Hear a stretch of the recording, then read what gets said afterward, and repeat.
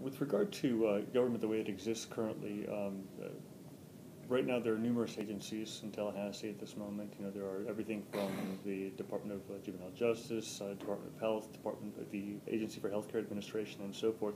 Is there any particular department or any particular agency that you feel can be eliminated or cut down? Because you've talked a lot about streamlining, for example. Sure. What are some of your ideas from the state level of what can be done to be more conducive to benefiting citizens and business owners, for example? Well, from a small business standpoint, it's not always about how much money is given to you, it's how much money you can make. And I started a business with $12,000 and was able to make it 3 businesses and hire a number of employees and was able to give back to my community, especially trying to get elected and help other businesses do the same. As far as, you know, what we can do as helping agencies, we need to make them do the same thing that businesses do, the same thing that we learn in college. Let's do a bottom-up approach.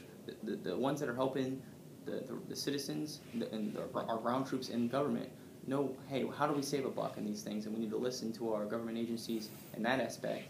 And we need our leadership in these particular agencies to know that, hey, everyone else in the private sector have tightened their belt. We need to do the same thing. So there's obviously got to be cuts. So how can we do more with less, like the private agencies and the private businesses have done for the last 4 years? What is your assessment of Governor Scott at this moment? Do you believe he's been a successful governor so far? Well, like I've said in the past, he has a very tough job. He does have a unique experience in the fact that he's ran the largest private hospital agency in the country. I believe some of his policies are very unpopular with other the Democrats especially, and a lot of them were so unpopular that they're having a lot of problems getting done. Now, as far as his job as a governor, he's a business guy. He's obviously ran the largest hospital in the country, in the world, and I believe he's doing what he can with the budget. And one of the things he's doing is I watch his videos and some of his interviews where he's going around asking these large multinational corporations to come to Florida. He's gone to Panama Canal, which are making super tankers and trying to get us ready for that. And these are some excellent ideas on how to bring more industry here. And I think I will vote for him again, and that's not a question, I think, but he's doing a good job for what he has. I don't think merit pay is a good thing. I don't really agree with that. And if we're going to do merit pay, we need to bring down to a county-wide system and get the state out of it as much as let it be a local issue, for the fact that the local people know their local issues better than the state. I don't know what's going on in Jacksonville, so how can, as a legislator here in Lee County, tell them what to do? So these are the kind of things that we need to do as a state, is bring it down to the local level as much as we possibly can. How do you feel about the gambling issue? As far as I'm concerned, the gambling issue is more of I believe it's a referendum, and a referendum, for anyone that's watching, is where the voters get to decide what's going on. And anytime democracy can work and the voters can decide themselves, especially a $2 billion issue, that's more than one man can handle on his own. I believe I will vote on a referendum for the voters to decide, just like democracy is meant to work. Well, referendums, yeah, obviously, it's good. What if, do you believe that an issue such as same-sex marriage should be a referendum issue in the state? Sure, I mean, it's democracy. You know, obviously the state constitution is very clear on how marriage is. But again, you know, as a legislator, anytime the voters can decide these issues, I believe that's what a democracy is all about. Let the voters decide. What do you believe, because certainly with term limits things have changed, and I think it's a good question with regard to referendums, whether it's same-sex marriage or whether it's, you know, prohibiting crating pigs, for example.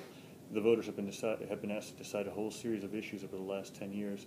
Are there any areas where you believe the legislators should have the preeminence or should have the final decision, whether it's the state budget or whether it's because I think back to class size amendment, for example, which has really tied the hands of many school districts, and the reality is it's been extremely costly in the billions of dollars. and the state legislators cannot do anything to. All they have to do is work around it.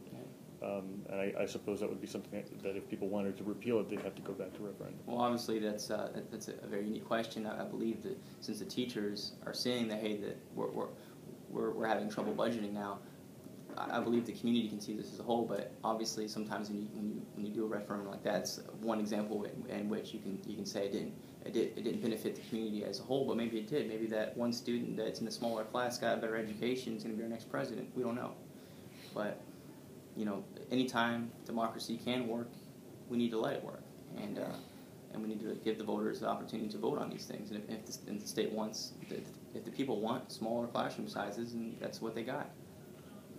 Not my decision to repeal. The only thing that if they decide later on they wanted to do something different, then they're entitled to do that as well.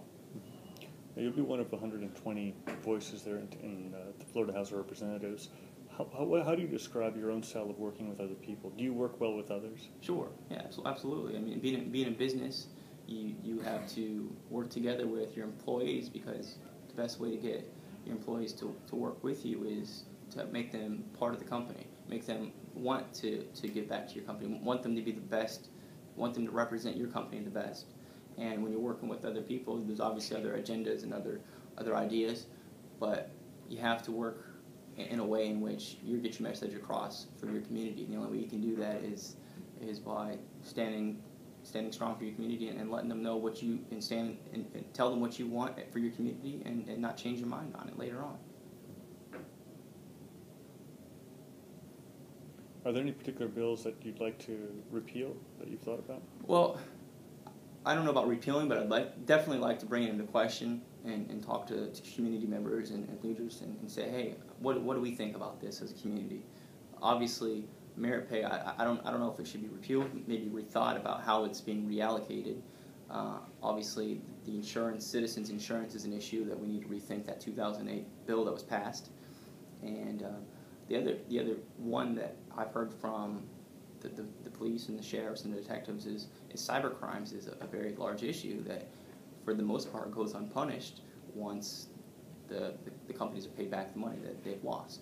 So we need to be able to enforce these and make it harder to do such, or penalize the people that do so, regardless of if they're paid back or not by Visa or credit card companies.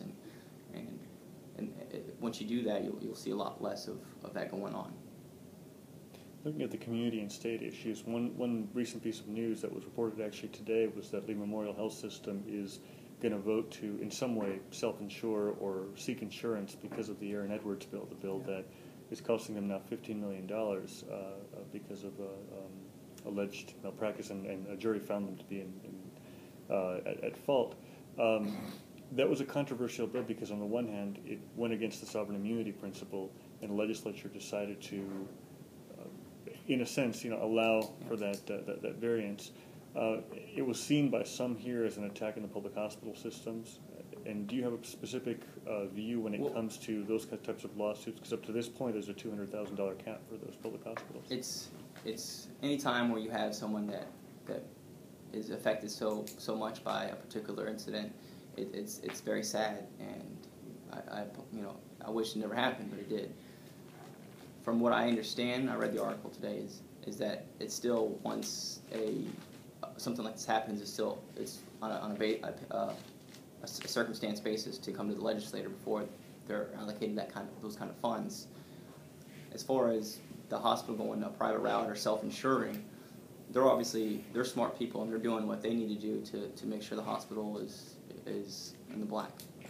And would you have voted to overcome the sovereign immunity of the hospital and allocate the $15 million to the hospital, given what you know about the financial circumstances? All I can tell you is what I've seen in the newspaper, and I don't have enough facts in front of me to make an informed decision on that. How would you differentiate yourself from your opponents, Ray Rodriguez and Michael Grant, I believe the other two Republicans? Sure. Right, and you're all Republicans, so you would stand to reason that you kind of share some of the same things, but would be there something there that's strikingly... I've met one of them, Ray, and he's a great guy, and it seems like he's very involved in the community. I have not met Mr. Grant. He's lives in Estero now, I believe, and he's done a lot of excellent things. What I can tell you is that being born and raised here, I've been in everyone's shoes. I know what it's like to be a kid here. I know what it's like to be a student here. I know what it's like to, as a kid, stand in an unemployment line when it actually was a food stamp line off of an HRS. I know what it's like to get my first paycheck and ride the Lee Tran from school to work. I know what it's like to start a business here from scratch. I know what it's like to raise a family here, and with my grandparents being here as well, I know what it's like for the elderly and the retired as well. So I think my unique past and my business experience makes me extremely qualified for this position, as well as my ability to know the real issues and have the best way to solve them from a small business standpoint, and none of the other candidates can say that. Okay, we're at the conclusion of our interview. Are there any final thoughts that you have? I got a lot. But anyways, obviously I would like everyone to try and go to my website, votesolinger.com, VOTESOLINGER.com.